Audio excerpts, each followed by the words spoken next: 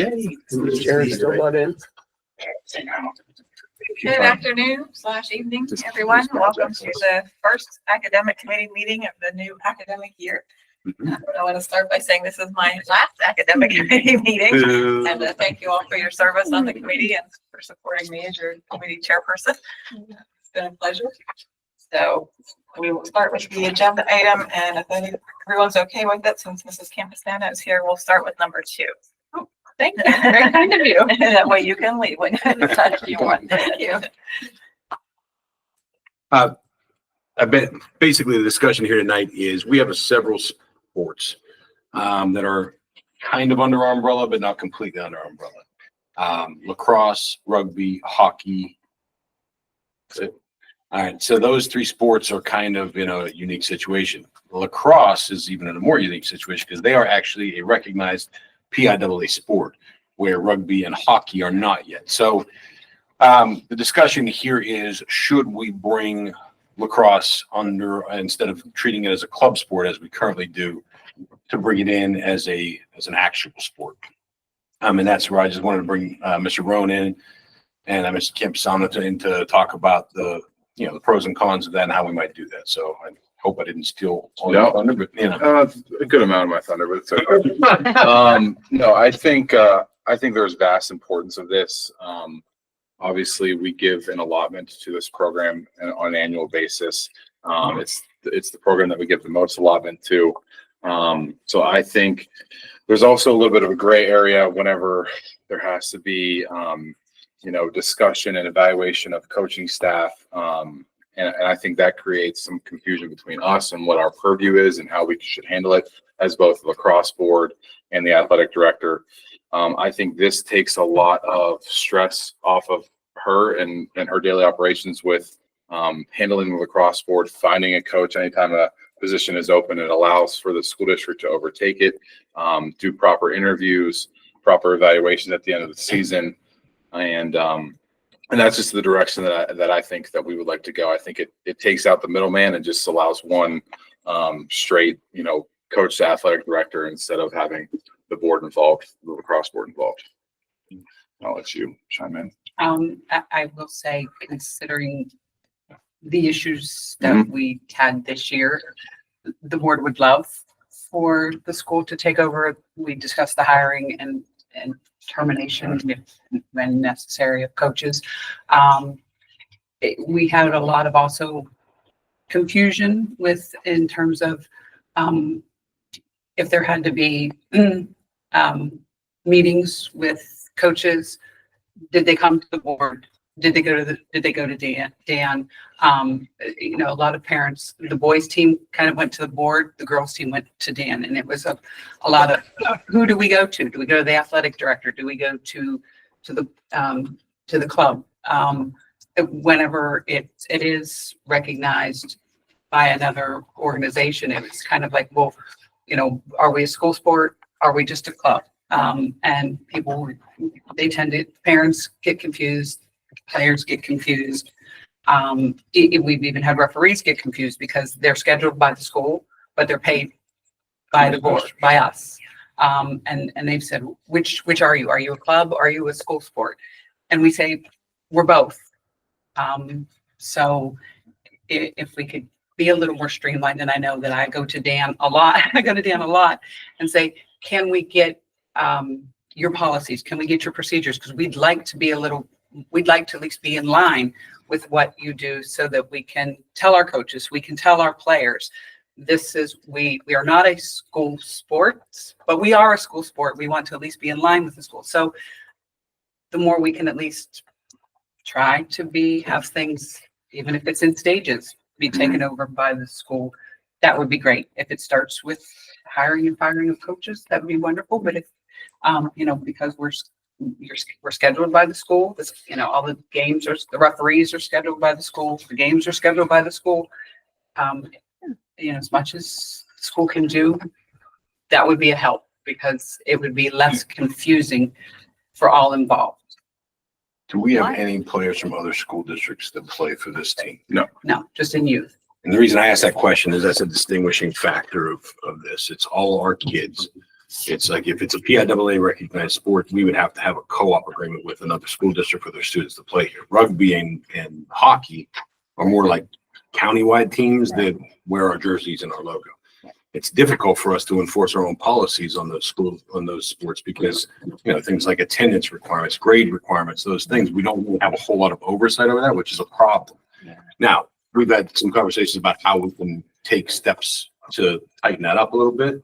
But on this one, it seems like it's a no-brainer. This is our school, it's our sport.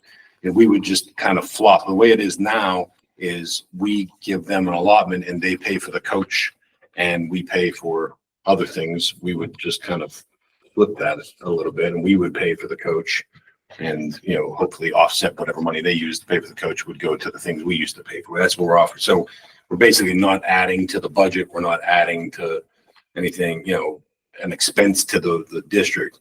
We're just going to kind of flip-flop responsibilities as far as boosters versus, district.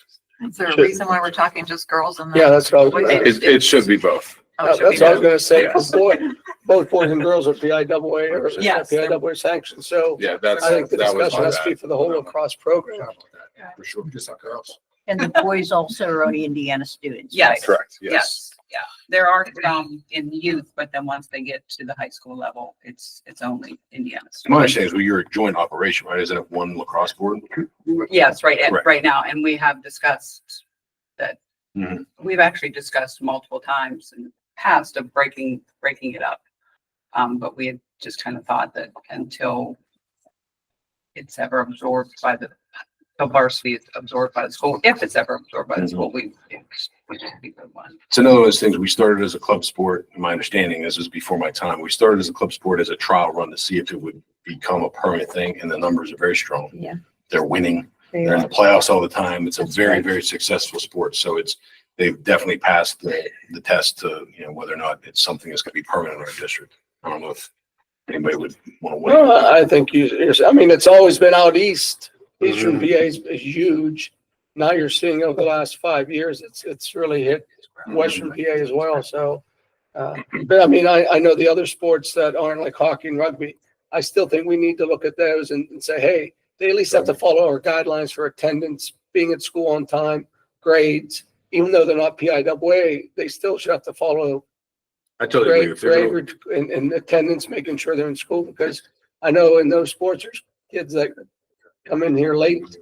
yeah, and I they agree. still participate, but a kid that comes in late on a regular sport can't play that day. Right. So I that agree. If they're can- going to wear the logo, they're going to wear the name. I think they need to follow sports. If they're going to take money for transportation and referees and all the other things, then they need to follow the same rules. It might not be completely our sport and they can still handle the personnel end of it. But as far as the rules for participation, it should be the same. Yeah. We can't let kids that are failing 3 classes out there playing rugby. I mean, that's just not right. And And I know you track that, right? So Mhm. we just have to tighten that up a little bit. But I like how you're saying if we still give money to any of the the club sports that aren't PIAA, it can still go towards coaches. So at least you have some teeth in to say, hey, if you're not going to follow our guidelines, you know what? We'll bring a coach in that will then. Because right now it's those boards that decide who the coaches are. Correct. We give towards transportation.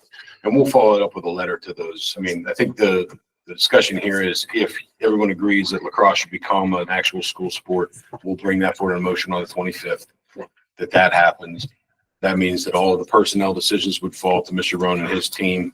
And Wade and Doug and the people that usually hire those coaches in consultation with the 100%. board. But all of that will fall in. We will pay for that, and whatever fees we were offsetting there will just become the responsibility of the boosters.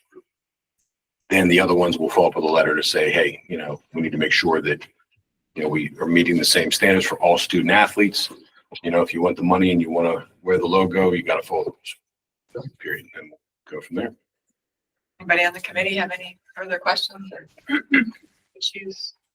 There is one caveat that was not discussed, is that the salary that they pay their head coach and assistant coaches does not exactly align with what our district salaries are. Yeah, that will be negotiated. So the Yeah. contract sets the guidelines for those salaries. based on average, average participation, comparable salaries. So there's a little work we'll have to do with the IAEA to set that, but that's all the contract does is set the rate for it so that all coaches are compensated fairly. So that's Are they paid more or less? less. Less. They're paid less. No. No, Currently, yes. Right.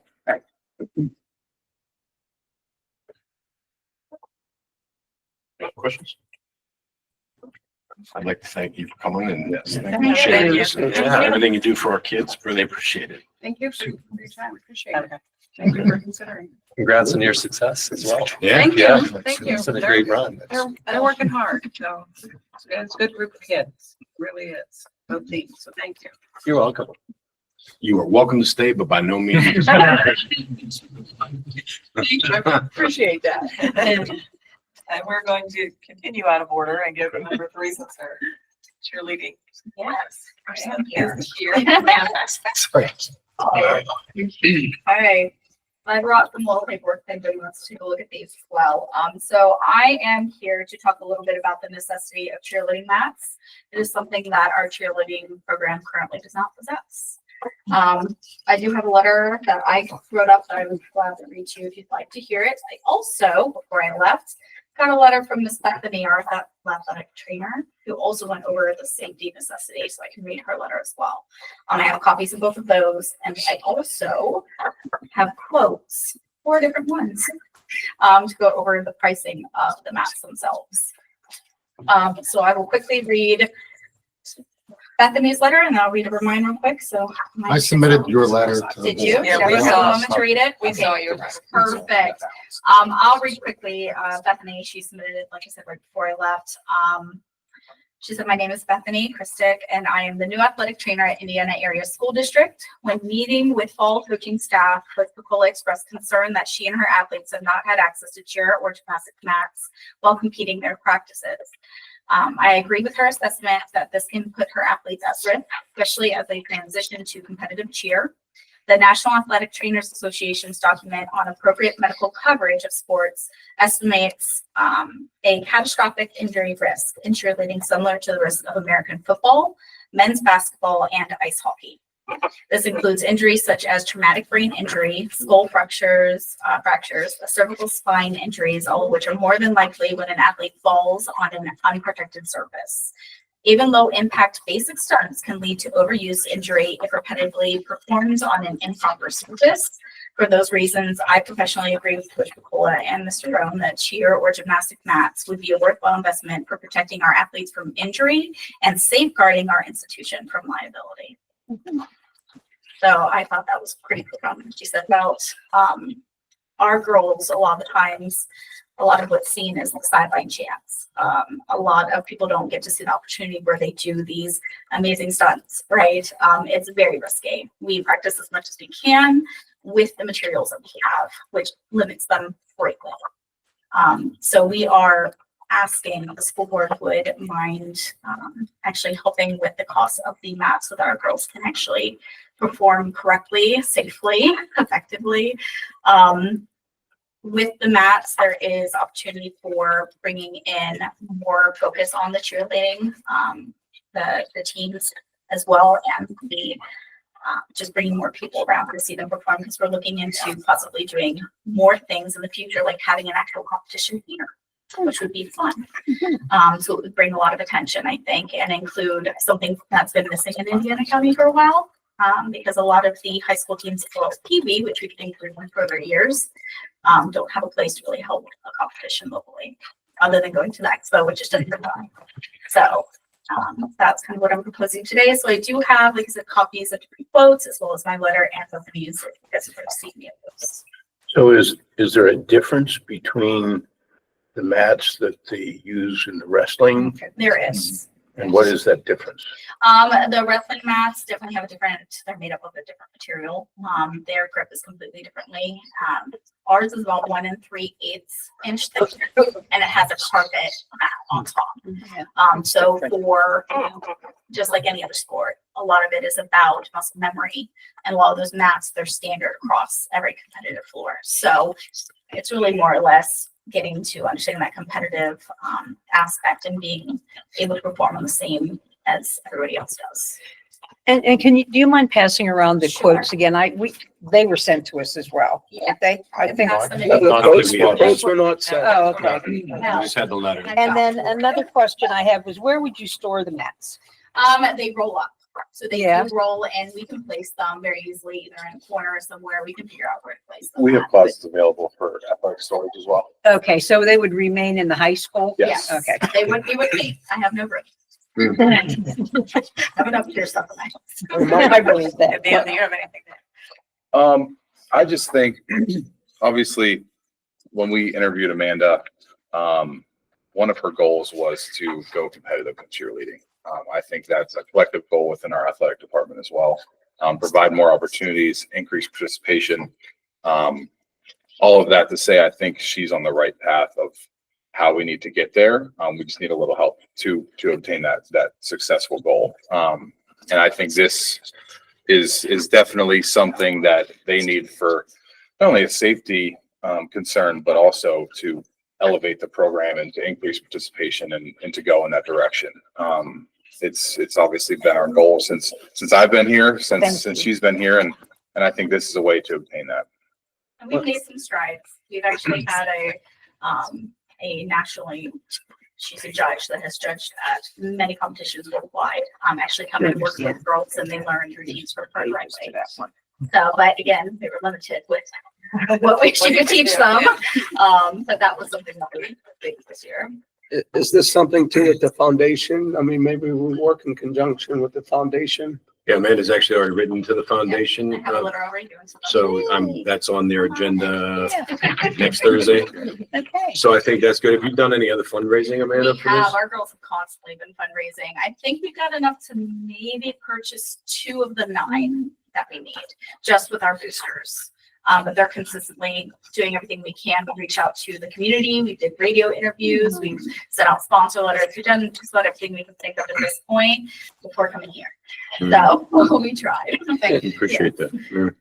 What's the life of each mat? I mean, And they can last several years. Okay.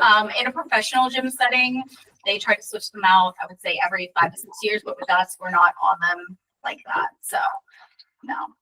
I feel like this is more of a necessity than anything, and I don't like the fact that the girls have to raise money. I'm sorry to say that, but I think that's embarrassing to me, if you want to know the truth of the matter.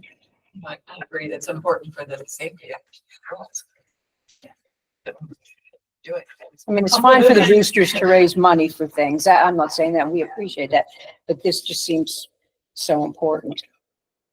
I agree that it really is. And the thing is, the wrestling would never want to use their mats, even if they were the same, and you wouldn't want the wrestlers to be using your mats. My daughter was a wrestler. I know they disinfect. Yeah. What are the rates? It's not that it's around 8,000 is approximately for one. 8,000. The most, I think, is a 10,000, 10,736. For 9. What was that? For 9 It's for 9 mats and the tape to go in between too. And we, if you want to know a fun fact, we're looking at doing black and red tape, so it'll be really pretty. You know. Oh, I It see. doesn't cost any extra. And 9 is the full set then. 9 is the full competitive floor. It is. Where do these go? Dan said We have athletic storage. We can put them Everything out in the hallways. in. Correct. We already asked that. And they do roll up. So- They'd be heavy though. Oh, actually, not too bad. Really? The roll, they're not that bad. The girls actually is a fun thing that we do, at least I did previously, is as long as it takes it to the bout is how long they can be conditioning for that day. So they get them out pretty fast. Oh, I like that. That's great. So is there, you've got 4 different quotes, which is Yes. great. So is there an issue with, the brand of bats or, Every single one that you have is very similar. There's nothing really major difference in between. I just wanted to get quality's the same? Quality is the same across the board. They all roll up. They all I mean, I don't pay for straps to keep them all nice and tight, but like I said, the difference is pretty much the location of where they're coming from and the shipping. So you said that you have enough, you've fundraised enough for two already, Maybe two. maybe two. Yeah. No, but what I'm saying is I think we work with the foundation, whatever, if they're willing to take part in something, we can offset the rest. But I mean, I think we definitely, for safety issues, they need to get their 9 mats. It's just a matter of working with the foundation and offsetting what they can give. Agree. Is there a timeline as far as like when's competition season? Like I know when. So right now, for Expo, I've actually worked with TAI to let us use their space to practice for that. Okay. I have one day that I was able to book that to get us in there. They're in there competitive time as well. So getting in there was interesting. But Saturday morning is the only thing we could get. But our competition, there's one in October. There's one here at KCAC that we're going to be doing. And then of course, PIA, I think is January-ish. Yep. So that's the other one. So as long as we get it sometime, I mean, we can make it work. Yeah. The first one. Yeah, we do. Yeah. So. I want to see when the foundation. Don't drag your feet, that's fine. We've been working all summer, believe me, trying to Aw. do everything we could. How long does it take to get them in? They don't take very long. So you can have it It's- quickly. Yeah, like standard shipping. Yeah, the foundation board meets this Thursday morning, so I know this is on the agenda because I saw. Oh, it's already on the agenda. Yes, ma'am. Good. I mean, is there something that we can make a motion tonight to offset what working in conjunction with the, I don't have anything on the agenda tonight, but we can do it for the 25th. okay, that's right, I mean, yeah, the 25th. think we should By then, recommend it out. by then we'll know what the foundation, Yes. Okay, that's 2 weeks. Yeah. Sue, what's your vote? I don't have a vote. so I guess- Yes, stay around longer. You said it. That's right. Any other- We haven't accepted it yet. Yeah. That's right. But everybody on the committee is okay with me No. discussing it tonight, no? No, Discussing no. what? Going? Yeah, we don't want to. No, we're talking about this tonight and saying that it will be on the Coming agenda back for to the. the Right, next minute, yeah. 2 weeks later, and 2 weeks later, until we get you. But then I have to stop my closing. I don't think that our buyers would be. They can still move it. So thank you, Amanda. Appreciate your thought and concern for our students. Thank you. Yeah, and I really appreciate you trying to take cheerleading to the next level. It means a lot. That's Yeah. right. Appreciate it. It really is a goal. I know that they've all came together and that's something they all want to do. So Absolutely. I'll do whatever they need. good luck. Thank you. Hey, Amanda, for the benefit of the group, you gotta tell them you're not just involved in cheerleading. I'm involved in everything.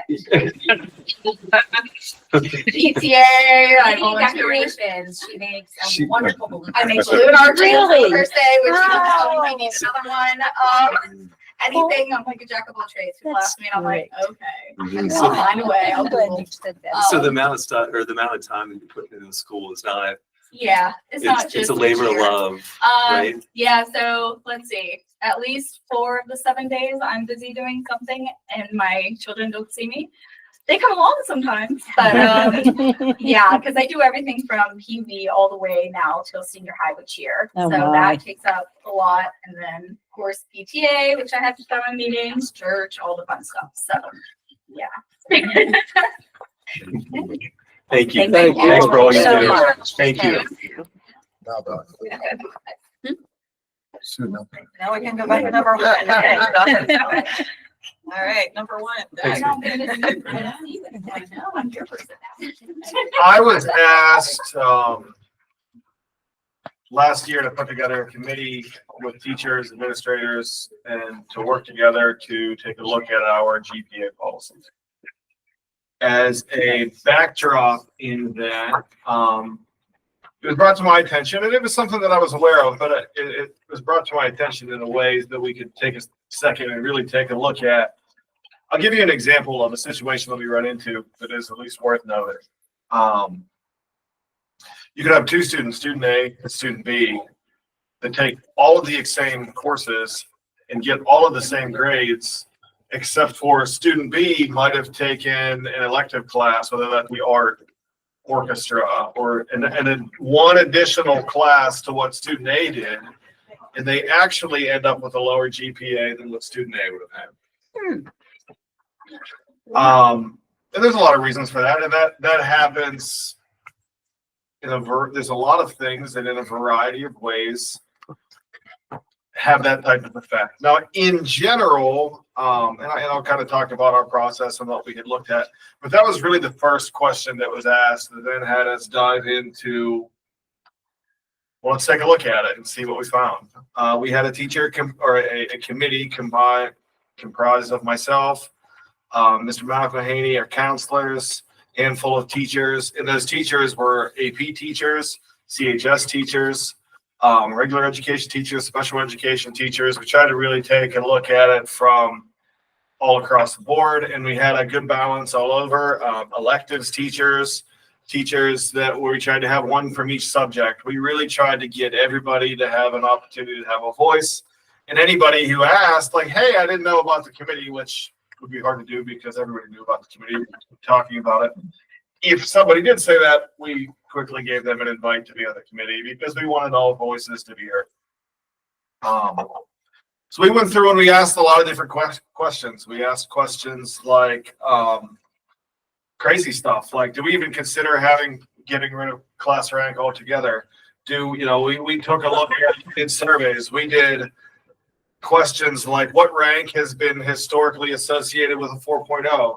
We went through and we mapped out pathways, and a student coming into our high school, as a freshman, all things being equal, what classes could they take to maximize their GPA? We went as far as comparing what we do at our school to what other schools do, not just with our neighbors, schools that were our size, schools that, again, not every school that's our size has the opportunities that we have. I mean, not everybody has IUP and WCCC right in our backyard. So there are, and ICTC down the street. I mean, the opportunities that are available to students that go to Indiana are hard to replicate. We went through, and as we were taking a look at one of our things that we did in a survey that we did, and I tried to take, and we had a lot of different meetings. And you can imagine, I will tell you even something that I had started our meetings with, because I think this is an important thing to remember in this conversation, is there were 3 truths that were kind of guiding as we were working through this, because it was really, we needed to make sure that nobody felt like they were being pressured or anything along those lines. The first truth is the most difficult part about this conversation is that there are many driving interests. What makes it even more complicated is that there are a good argument to be made for each and every one of them. As an example, you could have 2 people that completely disagree on a subject, and you could listen to person A and say, makes a lot of sense. And then listen to person B, give their side and say, makes a lot of sense. So that was a real issue. Another truth that we kind of accepted is that no matter what we do, there's always going to be a best way to get there, regardless of our situation. The best way, if we capped at a 4.0, there's going to be a best way to get a 4.0. If we capped it at a 5.0, I guess, which would be the max, though it wouldn't be mathematically possible to get to a 5.0, there's always going to be a way to try to take the classes that make the most sense. Yes, it's, and even the kids that, we have AP kids, we have dual enrollment kids. The kids that are saying, well, I'm going to take a bunch of AP classes, but I'm going to make sure I don't take that one AP class. So the same thing applies no matter where you go, it applies in our high school. Hey, there's an easy way, to get to a certain target GPA if that's the only thing that you care about.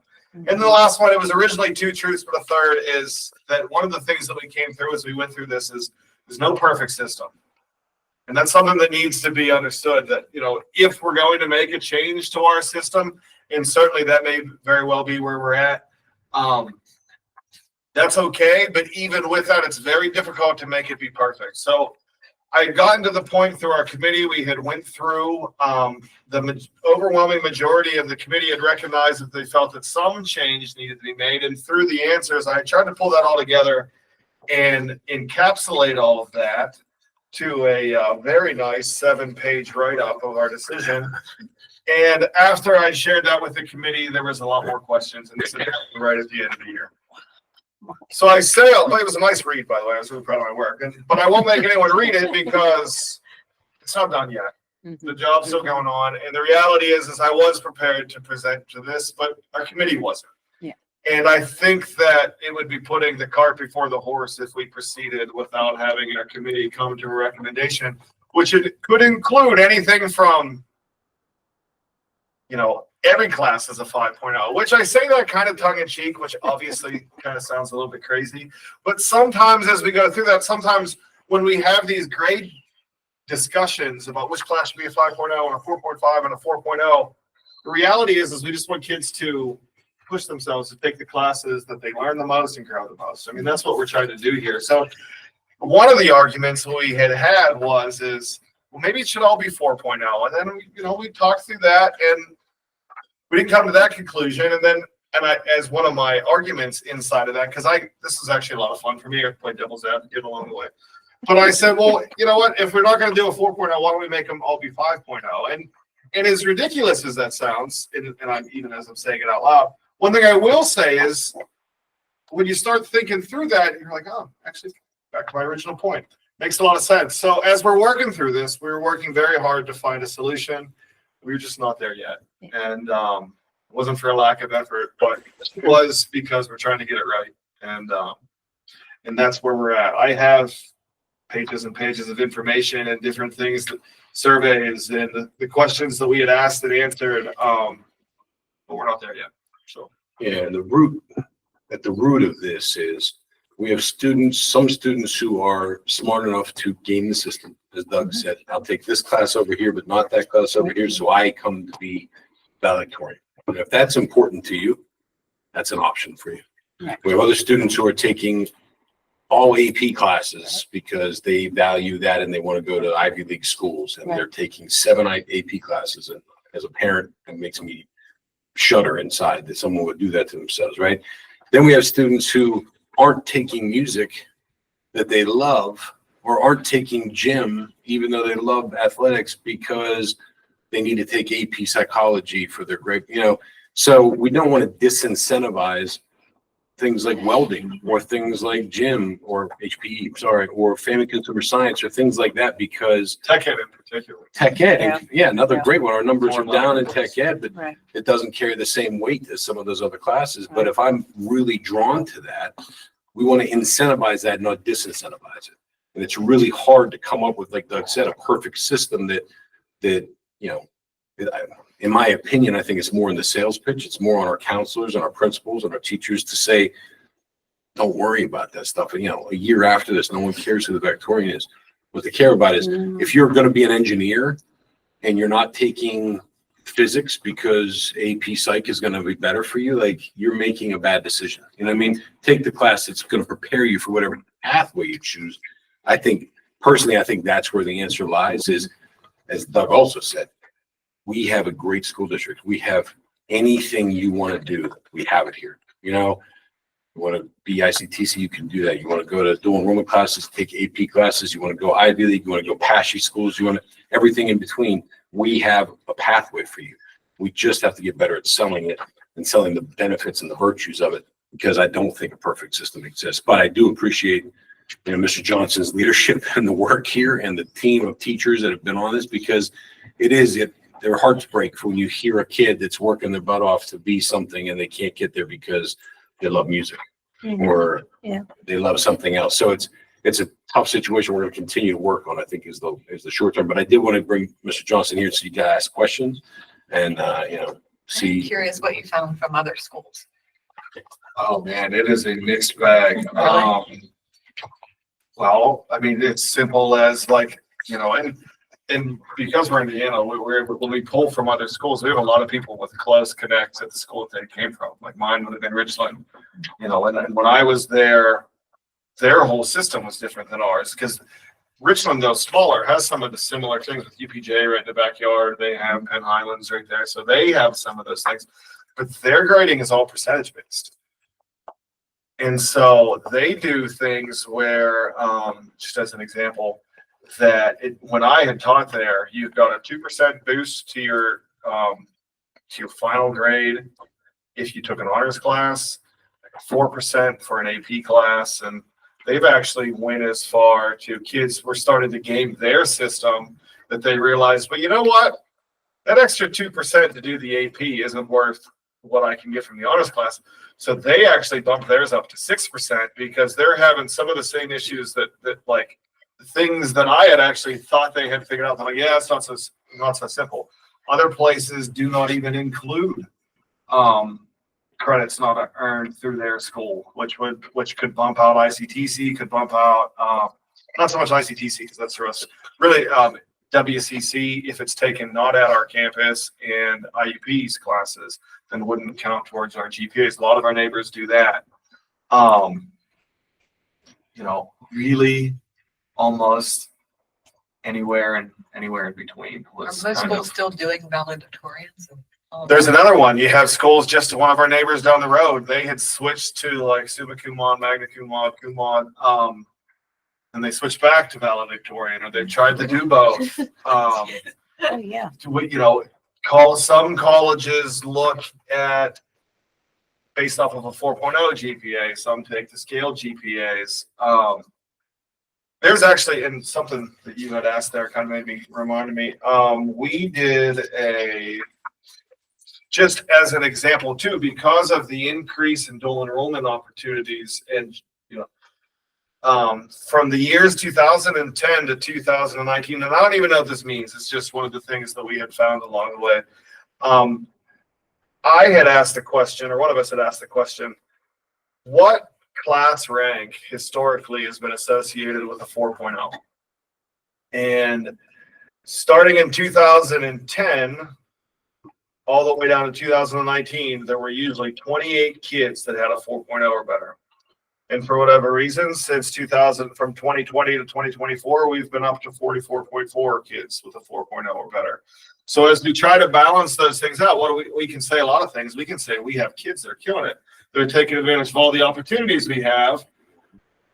But we also, I'm not even sure, and I say this, we may also want a 4.0 to really mean something to the kids that have achieved that. So, and being that we graduate around 220 to 240 kids, you're looking at somewhere between 20 and 25% of our kids are at that level. And I don't, and that's where, as we went through this, it's so complicated, because then I asked myself questions as talking through that. Well, do I really care what their GPA was? And for me, no, I want the kids to take all of the hardest classes possible that mean the most to them. But it's a bit heartbreaking. And one of the things that led to this was just, there are kids that are legitimately struggling with the question, do I want to take orchestra, even though I am an extremely gifted musician? But we've been able to work through that, and we were able to do some 10th period stuff. So that problem actually is more, but we can't do that for every elective, and we can't do that up and down the bottom. We were able to find a solution there because we felt that, I agree. Wow. That's my first thought. But it's complicated. And so I will say, and I say all of that, and there may be a lot of questions about our system, but I will leave at least one question that I think needs to be mentioned is, after we had went through what I thought was going to be my recommendation, the question was, is our system really that bad? You start taking a look at things like, well, who were our valedictorians over the last year? Because one of the things that actually jammed us up in our system was if we went all 4.0, the last thing anybody wants, and if we're going to continue to have a valedictorian, the last thing we would want is to have a kid that everybody knew drug their feet, or kind of. So we just took a glance at who has been our valedictorian. And I will tell you that our system has picked a distinguished individual with the way that it currently sets. And the reality is at that level, there's any number of 10 kids that, but even looking inside, like, okay, yeah, I see that kid. I've only been here for 6 years, so that I can go by the names off that I recognize. But I know from before that, some of the teachers like, oh yeah, definitely that. And I only say that because as we go through this, as we're talking about the potential for a large change, it is possible, like that would change the entire system, and then we may have issues. We just may not have. We may have them somewhere else. And the last thing we want to do is make a change for the graduating class of 2026, and then come back around and make a change for the graduating class of 2027. In fact, because I'm part of the handbook crew, I just went through and got a whole bunch out that were like, but it was crazy, 18, 19, 23, So we're just trying to do it right. And back to the question that I had asked is, even with some of the challenges that we face, I still think we have a pretty good system. And as I say often, I'll take the Pepsi challenge with what we're doing against anybody else. So, but we're trying to find, if there's opportunities to improve, and just have to come to a conclusion. Yeah. Doug, and I acknowledge that there is no perfect system, but is there a system which has fewer issues associated with it versus a system that has more issues associated with it? I mean, if we've got to try to pick a system, and if we acknowledge that there isn't a perfect system, then does it make sense to take a serious look at the system that would have the least amount of issues associated with it? It absolutely does. And I would also say that may very well be the system that we currently have. Yeah. Okay. And it could also be maybe our system plus a tweak. I don't know what it looks like. We have, I do know that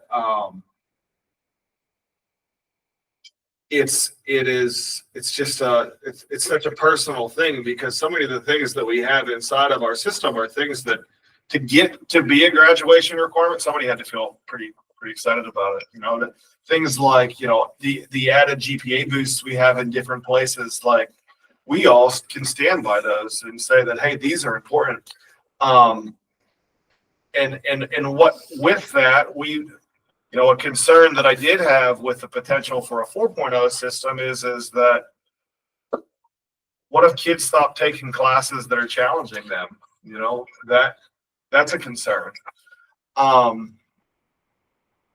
But to your question, Mr. Schroth, it's the problem with that is that no school is a perfect apples for apples. So even if we adopted somebody else's system, we may have issues that they didn't. And some of those issues could simply be because ours is new. Our current system, people have a pretty good hold over, and they know what they can take and what they can't. And to Mr. Heinrich's point, our sales pitch is not so much do what works best on a resume. A resume gets you in the door. It's do what worked best for an interview. And the kid that comes and says to me, I knew that it might affect my GPA, but I took orchestra because that was really important. And I thought it was something that, that's the kind of thing that I think jumps off the page. And we would continue to encourage kids to do that. But kids do get, when you're in 9th grade and you haven't had an opportunity to realize that number that is your GPA isn't all that is you, that sometimes kids, leave with, well, you guys are adults, you know what you're talking about, despite our best efforts. But I can tell you that nobody is pitching, at least not that I'm aware of, is pitching that, you really need to try to maximize your GPA. That is, groups of kids really coming through. And the reality is that there is, you can sit down and do the math and figure out the best way to get there. But the problem with that is that sometimes kids make these decisions not in, hey, what's going to be the best for you? Is an architecture class better for you that might want to be an engineer in the future? I would say yes, but they may also, students look at that and say, well, yeah, but if I don't have X amount of GPA, I'm not going to get to X college. So the answer to your question, Mr. Schroth, is that we continue to work and search for those answers, because it's. So I empathize with your frustration, Doug. Yeah. My impression from our top students is that they're taking over classes. Oh, yeah. We're not, the kid that was up there, the next kid, they weren't shirking. They didn't take a bunch of 5s just to win that slot. Now somebody who is down in Toledo here, maybe they make a decision not to take a hard class. They take the easy 5 class, and we do have easy 5 classes, and we have impossible 5 classes, and that's going to be part of the playing field. We're not going to be able to make all the 5 classes the same. I don't think we really have a broken system. You know, I'm agreeing with you, but, you know, tweaking it, maybe that makes sense. But, you know, that kid that stood up there last, he took every 5-point class in the world that he could. Hard, he went to university, he did all kinds of stuff. And that's the kids. The kid that's working on a 2.0, okay, they're making that decision. Okay, I'm gonna take Doug's class because it's easy. And I want to get an A, but that's what I'm gonna do. But the other kids that are trying to get into Brown, they're not going around. But I mean, I agree there has to be tweaks. I mean, I just look because I give away some scholarships and we always put grade point average class rank. When you have a 3.5 and you're in not even the top 40%, I think there's some, I mean, grades are too easy, given too easy. I know, I don't know, Upper St. Clair, I have a lot of relatives that went there, and the only thing they do is if it's AP, if it's one of their AP courses in the school, that's their weighted. Everything else, if they go to Pitt, whatever, it's just whatever, it's on a 4 scale. So something looking like that. But I think the dual enrollment is, I think, what needs to be tweaked, because you could take psychology at IUP because it's easier than taking psychology at Indiana High School, and it's weighted at IUP. So I think that's where I think we need to look, because I think the dual enrollment, I think if the class is offered at the school, at the high school, you shouldn't be able to go out to the college and take it for weighted average. Because If it's offered for college credits in the high school. but if you talk to the high school kids, and I talked to quite a few, they take the courses at IUP because they're easier than they are at the high school. You know, And that's what they're saying. I've heard that. So, and that's what I'm saying. If you limit the weighted to the AP courses, and maybe a few others, but you have to, check around. I think you have a better indication of, because if, like I said, if kid goes to IUP and takes psychology, not at the high school, they get an A at IUP, that's a 5. Mm-hmm. They get an A in the high school, it's a 4. And it's easier for what they say. So, I think that's what.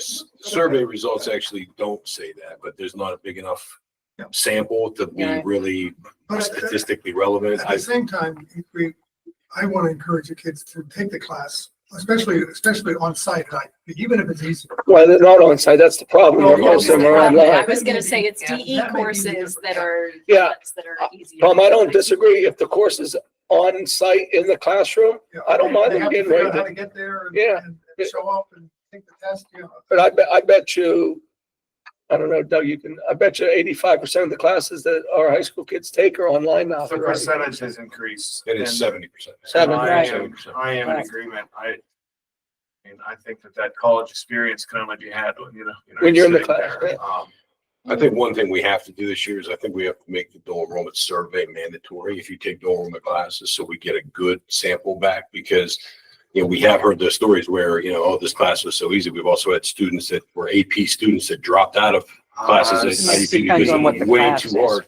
So I think it depends on the class. I think it depends on the professor somewhat. I think it depends on the student's other workload. So I think we really need to gather some data before we, come to any final conclusions. I have heard those stories too. The state also recommends that AP courses are weighted the same or similarly to Dual enrollment. dual enrollment. It's up to us to decide. Because Yeah. ultimately, It used to it's be, I up to remember you us to checked make into that that. decision. It used to be you I don't had think there's to. a GPA Right. police Yeah. coming to, Indiana. Or a school But at one district. time, we checked into that one time, It was you had to. you had to, but now it's up to the school district to wait. There's actually an article if you want to, we have no recommendation for you at this time, as Doug said. We have more conversation to go. I think we need to gather some more data on this. I think that there's an article in PSBA that came out about California high school. They went to one of those systems, was cum laude, summa cum laude, et cetera. So just to reward all the kids for whatever it is they take, so they didn't disincentivize music or tech ed or whatever else, but they didn't provide an advantage to a student that knew how to game the system either. So, Right. so it's an interesting read, it's a good place to start. And I think the bottom line is there's more to come on this. So any input you guys can, bring to us is helpful. So I would just say my viewpoint's limited. I've only had one complete high school. I've two there this year. But I will tell you, Trey, when he went to West Virginia last year, like he was ultra prepared for West Virginia and what the college experience was going to be based on the education that he got here.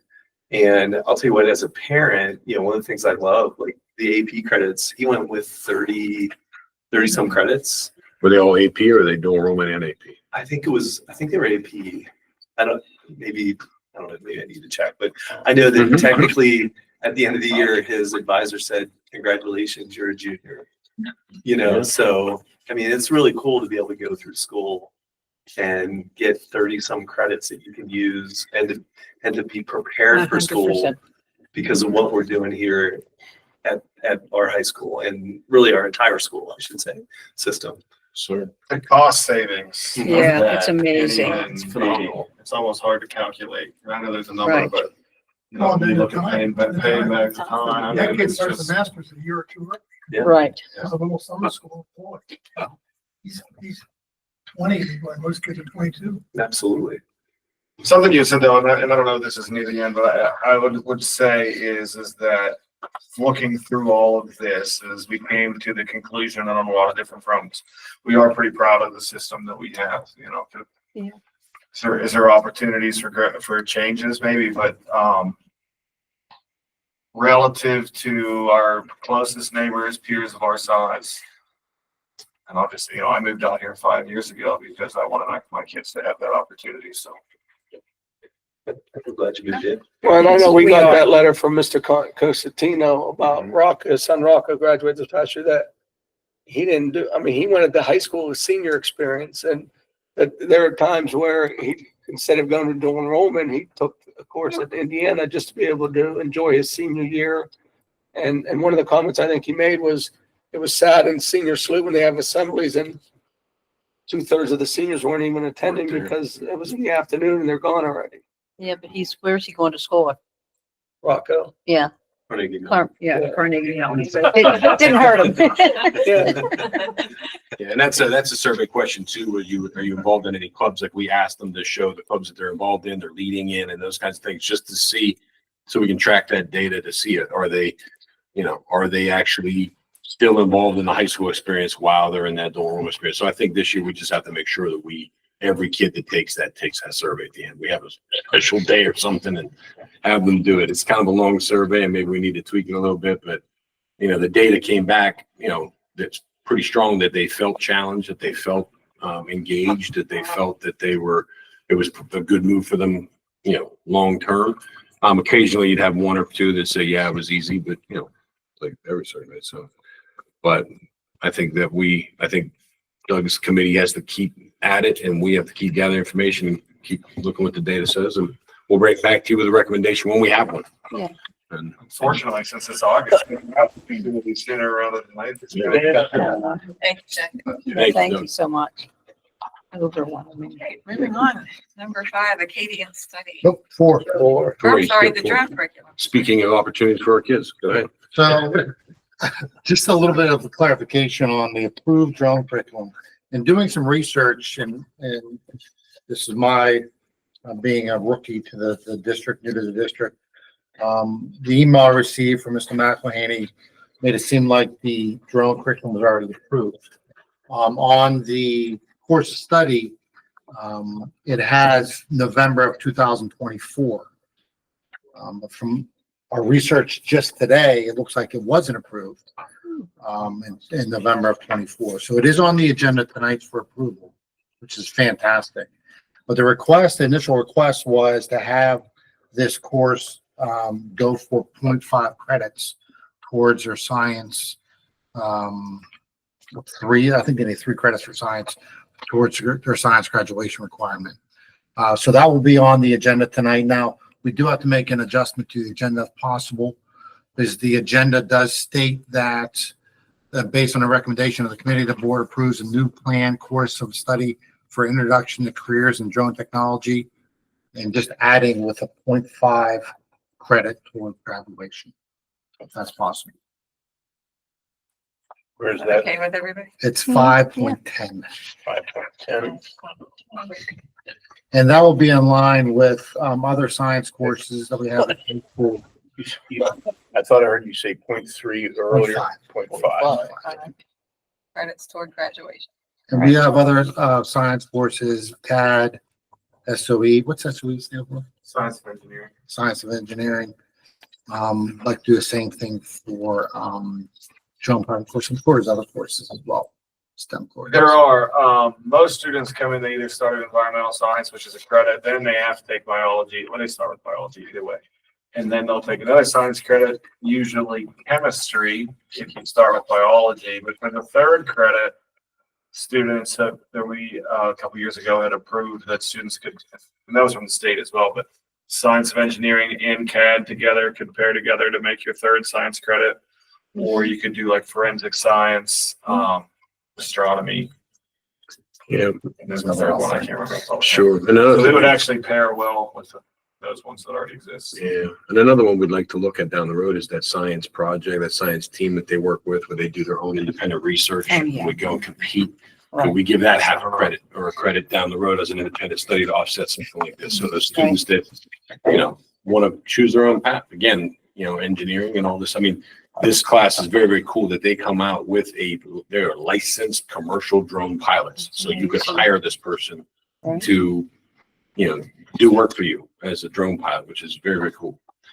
But I'm just so impressed with some of these individual research projects that I really feel fairly strongly that they need to have some sort of an individual credit, individual studies credit towards their graduation to meet whatever that science or math or whatever the criteria would qualify for. Because the work that they've done in those projects is, and as we dive a little deeper into these steels standards, that certainly would be qualify under the new standards because of the hands-on work. So I think you guys need to. we'll work with the pursue teachers, that and when we have a little bit more. recommendation, we'll bring it forward. And again, it's complicated because the same thing, like, do we weight this class? You're gonna get drone pilot's license and, you know what I mean? So right there, That's a there's lot. things that we have to, that science work, that all that research, the kid, that raised the bees for a year and a half, Oh my studied the God. different, like, Oh, yeah. does that kid get waiting? It seems like he And should. how but- do you even give the appropriate compensation for the amount of time that you put into that? Correct. I don't even know so we have some work to do to bring you back a solid recommendation, but it's in the works. Good. Good. Now number 5. Number 5 is an Acadian study. Dr. Urbani, Mr. Springer, if you want to chime in on this, you're more than welcome to. This would be on the agenda for the 25th, if possible, for approval. Basically, we issue Acadians benchmark testing 3 times a year to our elementary students, specifically K through 3, but we do have some at the 4-5 building, but this study would focus more of a K through 3 level. We will still issue our normal benchmark testing, which is like about term sounds and letter naming and phonemic awareness. But this study is to look at new benchmarks for testing of students. So it's a nationwide study. We've been asked to participate within this study. Student information is not shared except for the data. There's nothing identifiable. The study will allow us to set new benchmarks. Our students will be actually part of setting new benchmarks for possible new measures as well across the country. So we're just looking for board approval at the end of the month to participate in this study. There is a financial payout a little bit towards some staff members and the district. So we could use that financial reimbursement, if you want to call it, to offset some of our Acadians testing that we already pay for. And not every student will participate. Certain classrooms and certain grade levels will participate in the study. It'll be issued on top of their normal benchmark testing. And we have been through a webinar regarding this already. And we do have another meeting, I think we need to schedule if approved by the board. So we're excited about it to be, participate. Once again, the biggest benefit is, our students are setting the benchmark for part of the benchmark. And obviously, there's gonna be thousands of kids participating, but some of our students will participate in this study. So it's always a great thing to be asked to be part of it. I'd like to hear from the principal. So this is on top of, They've added some assessments to it, one of which is spelling. It reminds me of the spelling inventory. Same kind of concept. The other one is a fluency passage with a decodable text, which currently Acadia does not use decodable text. I believe those are the two like new pieces to the assessment. So yeah, they'll get their normal assessments that we typically give. There'll be additional ones that we won't get data for because they're not normed yet, but we'll get the data sets that we normally get, every year regardless. did they say what the time commitment is for this? It really depends on how many students are part of the study. So So it would be full classrooms though, right? Yeah, Because you said it's not all students, but it's not like you're looking pulling at certain 2 to 4 students. per grade level. It's certain classrooms at each level. Yeah, they like a large group of students, which we probably, Ben Franklin, East Pike would kind of combine students so that you have like 100 per grade level kind of a thing. We still don't have a lot of information. We kind of need your approval to submit the application to get that information. So it's a little backward. We have a long list of questions that we can't get to until we complete the application, but we can't complete that application. But once you complete the application, if you get answers that you're not real happy with, can you say We no? always pull Or out. can we say no? Some of the measures are delivered whole class administration and some are delivered one-on-one, which is typical of how we're already assessing students.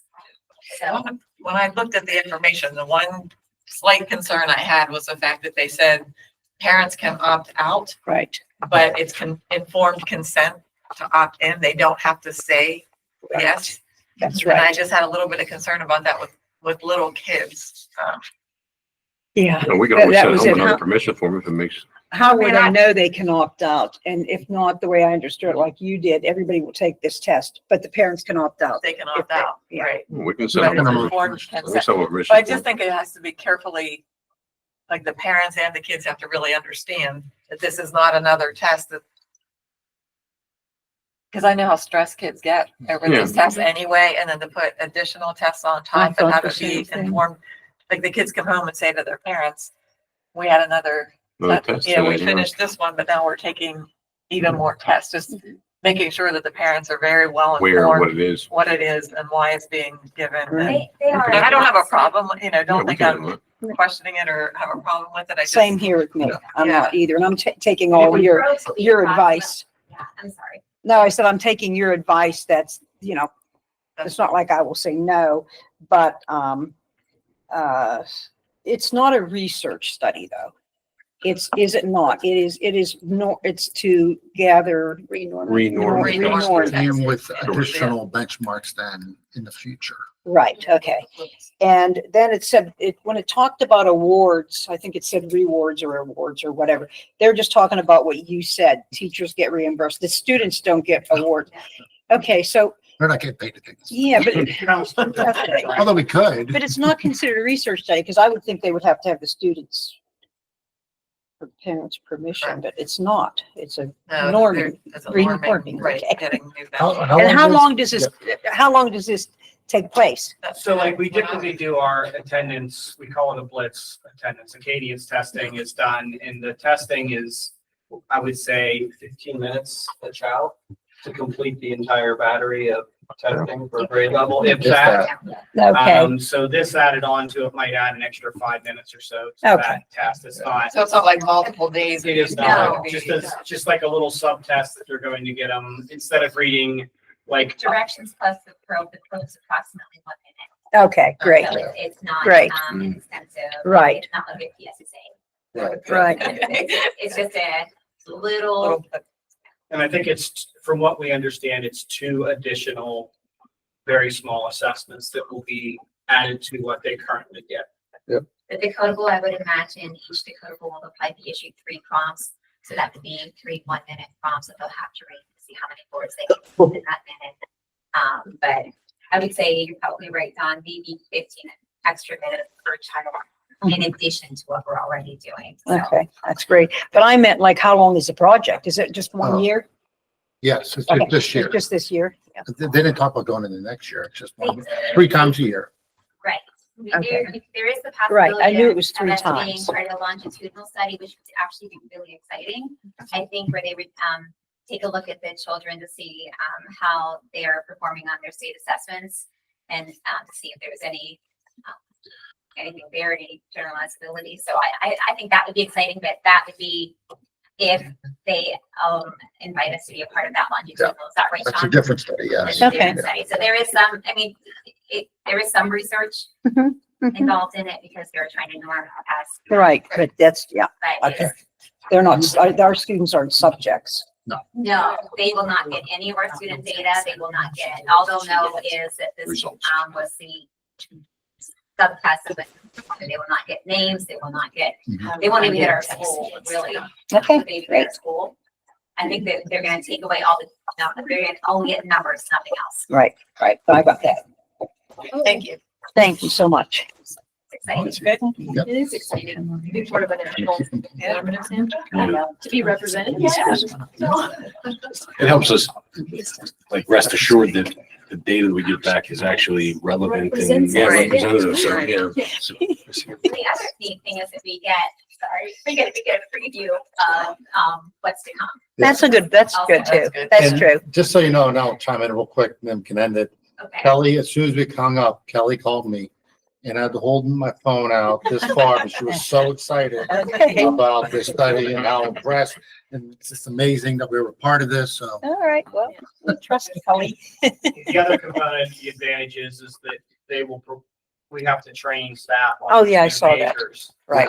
But then in turn, we'll already be trained when they come out. We won't have Right. to train Mhm. anybody. We'll be ready to hit the ground and go. Mhm. All right.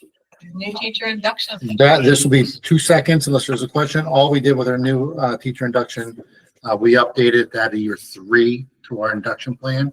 And that mirrors what the state is requesting, as well as when we have a new teacher that's hired, it takes 3 years to become tenured, basically. So it aligns properly with the process. So. Everybody okay with that? All right, number 7. Driver's ed car replacement. As you know, one of our driver's ed vehicles was in an accident. The student was rear-ended. No, the student was not at fault. But they messed up our car pretty good to the point where it's a 2013. I believe it was Jared was here because this is more his realm. But it was a 2013, and the damage is pretty much total at this point. So the insurance company is writing us a check for there's 2 different options we can have. One option, we get more money, and then we can do whatever we want. Or the other option is they'll give us less money and we can replace the car. So the driver's ed teachers reached out and said, well, we'd really like 2 cars because we can serve more kids. That said, do we want to take the lower amount and replace the vehicle? We're not sure. We asked for data. That's what this sheet is in the 3-point font in front of me. I apologize. That's how it's printed off. And if I can give you an in-service on how to use the magnifying glass on your phone if you need to. Why don't you look at me? But You need it. but essentially, this this is which driver's ed teacher uses the car when, and the potential for whether or not we need 2 cars. So I wanted you guys to see what schedule we were looking at as well. Jared, you want to fill them in a little bit on the 2 options? You'd speak a little better about the 2 options from the insurance company than I did.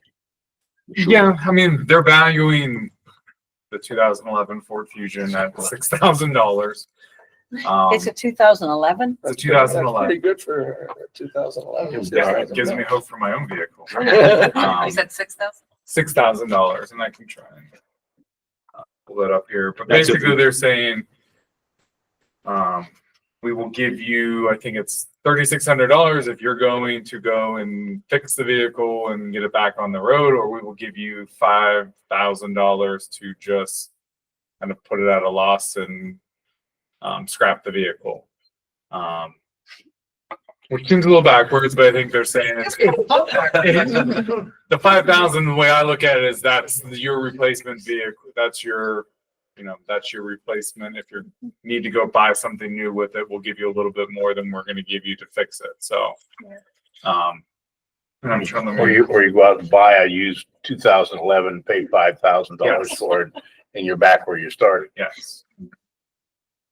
So as he looks that up, the data that you're looking at here, you'll notice at the beginning, it's not used a whole lot, right? Because they have to complete an online module of X amount of hours, and they have to pass all the tests before they're even allowed to get in the car. Once they get in the car, then you'll see that the usage picks up, somewhat. But you'll see the names of those teachers in there. It looks like Mondays in the new car was pretty stacked. As were Thursdays in the new car. The old car, if you look, was used occasionally. I'm not sure that it supports replacing the entire vehicle or not. So we just brought this to your attention so you guys could mull it over, and we need a decision based on which option we're going to choose, from the. And I believe that Jared and I legally are allowed to accept whichever option. I think we, without your permission, but we That's did what I want thought. to. Why don't you just make the decision? We just make the decision to take the more money. I do. But then the question is, do you want to put that money toward a new car Toward a new car. Or We're buying a car. a used car. or a used car, or do you want to try to get by with the one vehicle? So that's really what you guys have to Walker decide. has some juice we could buy. Hey, there you go. Well, they'll certainly learn how to drive a standard Yeah, transmission. that's I right, guarantee you that's that. Yeah, the difference is Somebody either rents it, if somebody rents it, it's tough on them. Yeah, That's yeah, right, too. They don't need, you won't need to worry about it. the difference is $5,100 to just get rid of the vehicle, or $3,800 to fix it. And that has to do with the salvage value, the deductible, those type of things. So, And it's not my car, but if it was my car, Yeah. I would never take that option to fix up a 2011. Well, you're just gonna have other problems then. Correct. So I think the smart option here is we take the higher amount and then we decide whether or not we're going to buy another car here down the road. But I did want you guys to mull over the data. Okay, so Yeah. just so I understand, do we Sure. have 2 cars that we used, or do we have 3 cars? We get 2 Just cars that now were we're down to active. one. And Now we we're were, down to 1. now we're down to 1. Okay. Correct. So Okay. these guys would have to, they take turns driving the car, would have to spread out the times that they do this if we try to get by with 1. But there's room for that. You look at, Tuesdays, there's a lot of time on Tuesdays that it's not used. There's a lot of times on Fridays that it's not used. There's a lot of time on Saturdays. Now that might be because it's hard to schedule students at those times because they're active in other activities. Mhm. So I'm not sure that it's an easy thing to solve. You can see the cars are very heavily used right after school, which I get, Right, right? right. I'm done with school. I want to get out and drive, and then I want to go home. I don't want to go home and eat and come back and drive with the kid at 7 o'clock. Right. But that doesn't mean that we can't. It's an extra duty, extra paid position. A lot of people go home and come back for football practice or basketball practice or whatever. So it's just it's an economic decision that we have to weigh and decide. And What's the year and the model of the other car that we have? Yeah. Good question. I'm going to say it's 2014, maybe. 2014? So it's not by any means brand new. Is it a Ford Fusion too? It's a Ford Fusion. Yeah, it's almost new And cars. Rob, you said that the first couple of weeks of the semester is slower. Could you reach out to some of the car dealerships and see if they have any type of used cars that would be applicable to that? And maybe, it Yeah, seems they like might be we, willing to give us a break. it seems like we have a month or so before it really picks up in full gear when school starts, but we do. We just wanted to bring it to your attention now. If there's no objection, we're have to going to have take the two- higher money. yeah. What The other about one is this car? 2014, then we really should Yeah, get we something a have little to newer have- than Yeah, that. exactly. And Or what if if this so. car breaks Or down? if you get a new one, you're always gonna have one newer and one older. This is. Right. This is crazy. It doesn't have a lot of mileage. Oh, okay, that's good. Because did we buy it new?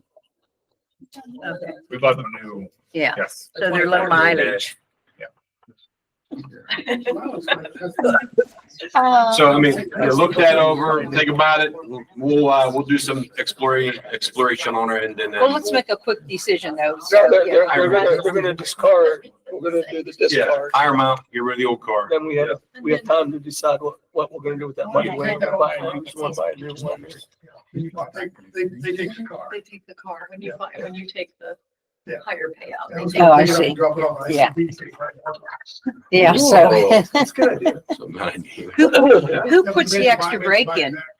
Dealership. I mean, from. Actually, that, What is dealership? when you order them new, the manufacturer will put it in. Oh, okay, Yeah. good to know. We've leased them before at my previous district in a dealership.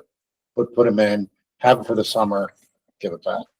Oh, But that's only Surprised summer, dealers it's a lease short them. time. We have 5 kids taking it. right, got it, okay. Okay, All right, well, we're down to the speed round now. We have 10 minutes, so. all right. Oh, speed. Number 8. Number 8, we have to have a discussion about whether or not we want to hire the positions that are on the agenda tonight.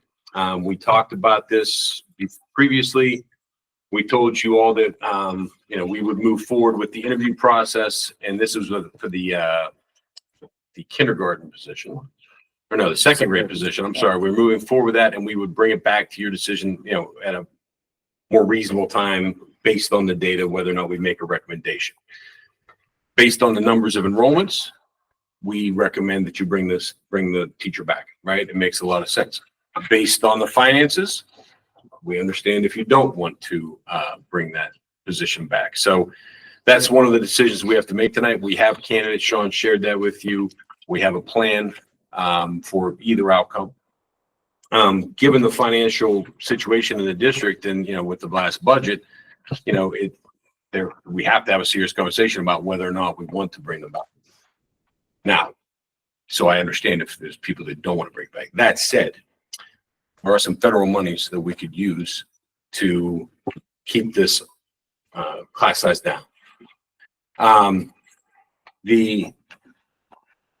We received some Title I funding that is higher than we expected.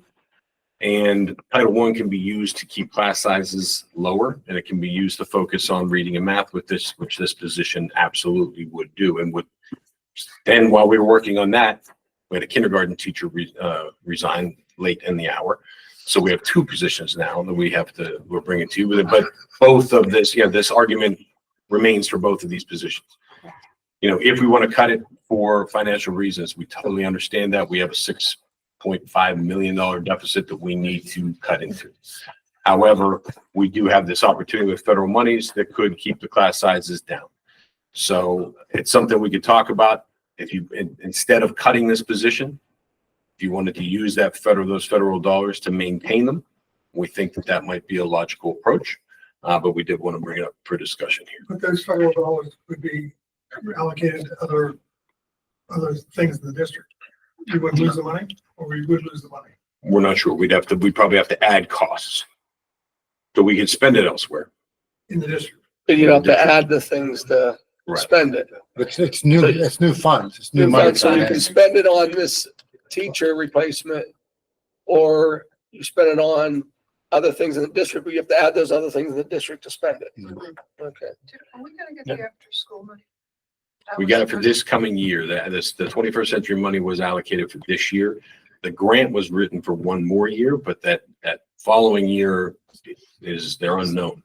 The big beautiful bill slashed that 21st century funding. So they're not anticipating that we're going to have that the year after next. So Is the funding, this federal funding, I get that it certainly could be used for grade 2, but can it also be used Yes, for sir. kindergarten?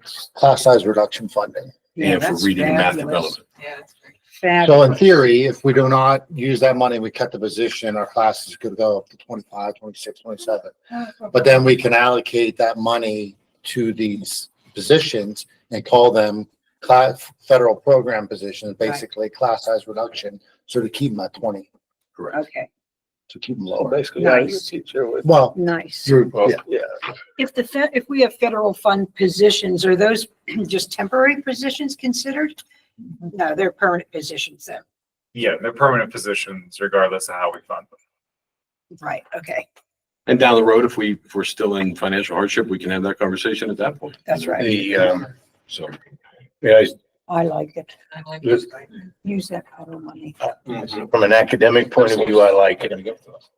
But given the size of the deficit, that's the one question. If this is potentially $300,000 Mhm. that we get to save, correct? correct. $300,000 that we could take off that deficit. Yes, yeah, reduce the deficit by 300,000. But you have to use it for The federal, There's certain yeah, that new. stipulations on how you can use that money. Correct. We have to. Yes, my heavens. Yeah, I yes. can't just take the $300,000 and pay down the deficit. Right. But instead of cutting these teachers, we could pay their salaries with this money, thus reducing. We have to To hire a me, it's a teacher for the no-brainer. next 30 years. So what happens next year?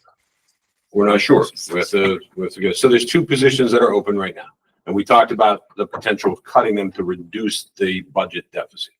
Right? Essentially, two teachers costs us somewhere around the neighborhood of $300,000. It just so happens that the federal government gave us almost $300,000 in additional Title I funding. So what we're saying is, instead of cutting those positions, we use those federal dollars to maintain those positions, to reduce the class sizes that would go up to 22, 23 kindergartners in a class, which is no good, right? So we keep those positions in place. We see how the finances work out down the road, and we keep chugging along, and we still get the end result of reducing the deficit slightly by allocating the money where to. It's a one-time allocation. Well, we don't know. We're working on that. If it's We back hope next it's year, you can permanent. use it again for the same. 100%. If it keeps coming, then we can keep using it. If not, then we have to have a different conversation at that point. But rather than do it now, But if they're hired and the money doesn't come through, what do you do? You're gonna have retirees. yeah, we'll absorb it. Like we How have. often do the funds fluctuate year to year? little bit, but not that Not that A little much, bit. enough that they do Not consistently. usually. That's why it's kind of an anomaly, and Jared's working on that. He's actually reached out to PDE to ask them why we got this extra money. We haven't got a solid answer as to why just yet, but I don't know that But it they wasn't a know. mistake. We did. It was not a mistake. They ran the We did that. numbers. Yeah, We they're not- have received the money. We're gonna get the money. So, I like it. so I think I mean, why it makes wouldn't we sense. put It's it? what's best for our kids and for our bottom line. So I think to me, it's my recommendation. But Are we making that decision tonight? well, effectively by hiring the two people recommended, you're basically giving us permission to do that. That makes sense. Makes a lot of Can sense. you explain again where the deficit reduction comes? Because we have this new money from the feds. Kindergarten, so. There are rules about how we can spend it. We cannot just spend it to These are spend down the babies deficit. coming. So we either have to create new positions and new services for kids that as costs that would be paid for by Yes. that. Or instead of cutting these positions that we're talking about cutting, Oh, yeah. we use those monies here to pay for the positions that are already in the budget, thus maintaining lower class sizes and taking this money and taking it off the current Right, budget. okay, got it. Okay? Mhm. Okay.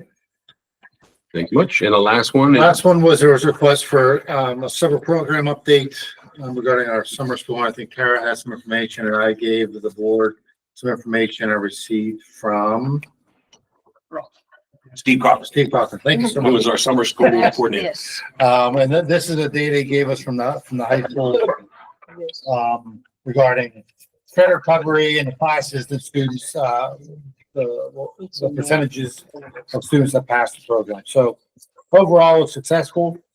You can see, the classes and the completion and academic outcome. Summer school is always tough because kids end up in summer school for Yeah, reasons. right. So they're, for whatever situation they're in, they're difficult to engage, they're difficult to, encourage, they're difficult to get across that finish line. The numbers are paltry compared to other numbers, but the nature of the beast is summer school. If we get 3 or 4 kids to graduate that wouldn't have graduated before, and it's money well spent, in my opinion. It's something we got to keep providing. I also like the fact that we got more junior high kids involved, because we were seeing a situation where the kids knew that if they failed the classes, there was no consequence. And even though in the end, I would not typically recommend that we hold kids back in 7th grade, but because there's no research that says that's good for them. In fact, their behaviors get worse and their grades don't get any better. And there's mountains of research to show you that. But it is something that at least puts some skin in the game. The principals can sit down with those parents and say, hey, if you don't do this, this is what's going to happen to you. And, there's something there for that, so it's not an empty promise. And I apologize, that is just the high school. The middle school, junior high, didn't really issue grades, just had the students take courses, and very similar to the high school numbers. It ranged. Some students didn't complete much of the courses. Some students did. The students that completed 100% of the courses or 100% of the course did fairly well. The students that did not complete a high percent, like 12% of the course, basically what correlated to a 10% in the class. With those students, we have to have a real conversation with them about what are we going to do to get the cross finish line, because we can't let them drop out, right? That's against our principles and our mission. But there's clearly some barrier between this student and success. So we have to do the work to figure out what that is, re-engage the kid, try to catch them up. So, it's a lot, which, by the way, and another footnote is why I think I recommend, keeping those kindergarten numbers low, because if they can read, they don't end up here a lot of times, and we end up paying twice for it down the road. Exactly. So if we can keep those class sizes low at the early childhood levels, it pays dividends down the road. That's statistic. Kara, do you have an update on? Yeah, our extended school year program went really, really well. Parents were really happy with it. I think we had 65 kids eligible and we had 57 students participate, which is the highest number we've had in a long time. So our teachers did a really excellent job running it. Kids learned a lot, and that's all focused on their AP goals. So it's a little different from, actual grades, but it was a very successful program. So. Right on time. Wow, how about that? Wow, you're so awesome. Yeah, thank you, everyone. Thank you, Sue. Thank you for your last academic. Especially for finishing on time for your last. Oh, yeah. Exactly. So.